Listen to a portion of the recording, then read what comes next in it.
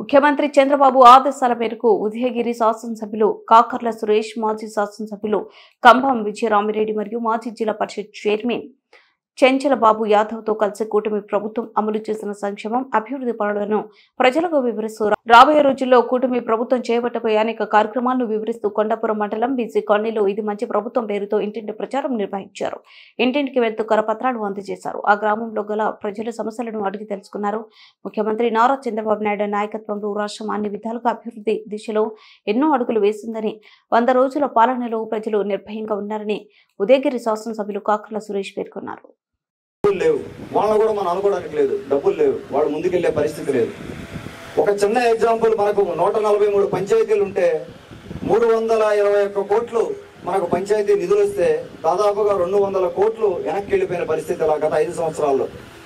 గత 3 నెలలు 4 నెలల క్రితం ఆయన దగ్గరికి వెళ్ళి మీరు ఎవరన్నా ఒక బల్బు పోయిందా లేకపోతే ఒక శానిటేషన్ వ్యవస్థ గందరగోళం ఉంది, ఏదైనా క్లీన్ చేయండి అని ఆయన అడిగితే, సర్పంచ్ గారు అని అడిగితే ఆయన దగ్గర అకౌంట్లో డబ్బులు లేవు.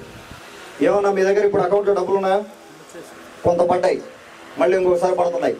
పవన్ కళ్యాణ్ గారు అన్ని 13,000 పైచలకు పంచాయతీల్లో గ్రామ సభలు పెట్టించారు. పంచాయతీ వ్యవస్థని మళ్ళా పటిష్టం చేయాలి అన్న ఉద్దేశంతో మన ప్రభుత్వం ముందుకెళ్తా ఉంది. పంచాయతీ వ్యవస్థని కంప్లీట్గా నిర్వీర్యం చేయడం జరిగింది. గత 5 ఏళ్లకు కూడా ఇవ్వాల్సినంత ఇంపార్టెన్స్ ఇవ్వకుండా సర్పంచ్ వ్యవస్థని గందరగోళంలోకి నెట్టిన పరిస్థితి. దానికి ప్రాధాన్యత ఇస్తూ కేవలం నేను ఎందుకు పంచాయతీల గురించి మాట్లాడుతున్నానంటే, ఉదయగిరి నియోజకవర్గంలో మనకు ఉన్నదంతా మొత్తం రూరల్, 143 పైచలకు పంచాయతీలు ఉన్నాయి. ఆ పంచాయతీ నిధులతోనే మనం ఎంతో చేసుకోవాల్సిన అవసరం ఉంది. అవే కనుక దూరం అయితే మనకు ఇబ్బంది పడతాం. మున్సిపాలిటీ ఒకటి కూడా లేదు. సో అందుకని పంచాయతీ వ్యవస్థని పార్టీ పరంగా కూడా ఇందాక పెద్దలు ఇక్కడ ఉన్న వాళ్ళందరూ చెప్పినట్టు, నరసింహలాని చెప్పినట్టు అందరం కూడా మనం అడ్మినిస్ట్రేషన్ లో కొంత చేంజ్ తీసుకురావాల్సిన అవసరం ఉంది. ఇక్కడ పార్టీ పరంగా కూడా గవర్నమెంట్ పరంగా కూడా పంచాయతీ వ్యవస్థని పటిష్టం చేయబోతా ఉన్నాను. నేను పర్సనల్ గా తీసుకోబోతున్నా. విజయరామరెడ్డి అన్నతో ఆయన ఎక్స్పీరియన్స్ తీసుకొని అందరూ పెద్దలందరూ ఉన్నారు ఇక్కడ. ప్రతి పంచాయతీకి చేయాలనే ఉద్దేశంతో జలదంకి మండలంలో జమలపాలెంలో పంచాయతీ ప్రజాదర్బార్ ఒక కార్యక్రమం చేయడం జరిగింది. ఆ కార్యక్రమంలో ముందుగా గ్రీవెన్స్లన్నీ తీసుకొని తర్వాత పార్టీ పరంగా సమస్యలు ఉంటే కొన్ని కూర్చొని మాట్లాడుకొని మనం ఎలా వర్క్ చేయాలి, పార్టీ పరంగా ఎలా వర్క్ చేయాలి, గవర్నమెంట్ పరంగా ఎలా వర్క్ చేయాలి, అధికారులు ఎలా వర్క్ చేయాలి, వీళ్ళందరూ ఎవరు అని ఒకరికొకరు పరిచయ కార్యక్రమం పెట్టుకోవడం జరిగింది. అటువంటి పంచాయతీ ప్రజా దర్బార్ కార్యక్రమాలు అన్ని చోటకి రావడం జరుగుతూ ఉంది. ప్రతి ఒక్క పంచాయతీలో ఇష్యూస్ అన్ని ఎమ్మెల్యే ఆఫీస్ నుంచి లాగ్ క్రియేట్ చేసుకోవడం అవుతుంది. ఆ లాగ్ లో ప్రతి ఒక్క సమస్య కూడా మానిటర్ చేస్తా ఉన్నాం. మనం అధికారులతో పనిచేయడం కానీ మన ఎమ్మెల్యే ఆఫీస్ నుంచి టీం అంతా కూడా మానిటరింగ్ చేయడం జరుగుతూ ఉంది. పోయే కొద్దీ ఇంకా మీకు కొంత అర్థమవుతుంది ఎలా మనం అడ్మినిస్ట్రేషన్ చేయబోతా ఉన్నాం. ప్రతి ఒక్క ఇష్యూ మీద కూడా మన కంట్రోల్ ఎలా వస్తుంది అనేది చూసుకుంటా ముందుకెళ్ళడం జరుగుతూ ఉంది.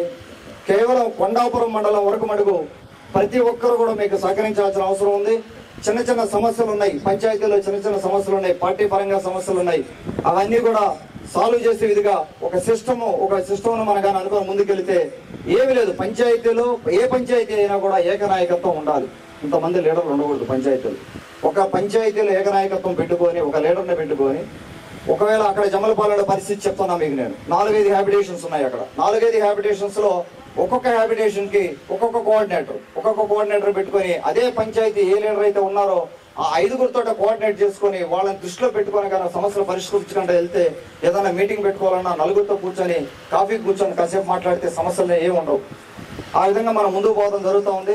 ప్రతి ఒక్కరు కూడా ఒక పంచాయతీ పెత్తనం ఇంకో పంచాయతీ మీద లేకుండా ఏ పంచాయతీకి ఆ పంచాయతీ పెత్తనం డైరెక్ట్ అడ్మినిస్ట్రేషన్ తీసుకొని ఎమ్మెల్యే ఆఫీస్ తోటి డైరెక్ట్ గా కనెక్టివిటీ పెట్టుకొని వాళ్ళకి నేను చెప్పడం జరిగింది.